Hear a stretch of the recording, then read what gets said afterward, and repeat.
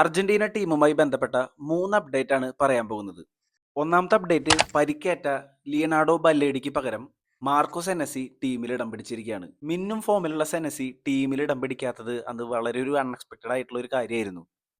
എന്തായാലും Lisandro മാർട്ടിനസിന്റെ fitness എത്രത്തോളം ഉണ്ടെന്ന് ഉറപ്പില്ലാത്തതിനാൽ സെനസി എന്നൊരു ഓപ്ഷനും കൂടി ഉണ്ടാവുന്നത് ടീമിന് നല്ല രീതിക്ക് ബൂസ്റ്റ് ചെയ്യുന്നുള്ളതിൽ സംശയമില്ല.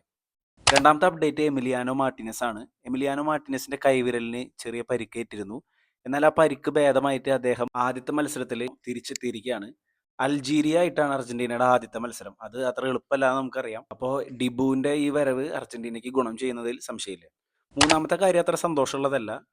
ലെഫ്റ്റ് വിങ് ബാക്കായി കളിക്കുന്ന ടാഗ്ലിയോ ഫിക്കോയ്ക്ക് പരിക്കേറ്റിരിക്കുകയാണ്. അർജന്റീനയുടെ ഒരു സ്റ്റാർട്ടർ തന്നെയായിരുന്നു ടാഗ്ലിയോ ഫിക്കോ. ടാഗ്ലിയോ ഫിക്കോയുടെ കാര്യം മെഡിക്കൽ ടീം പൂർണ്ണമായിട്ട് ചെക്ക് ചെയ്തുകൊണ്ടിരിക്കുകയാണ്.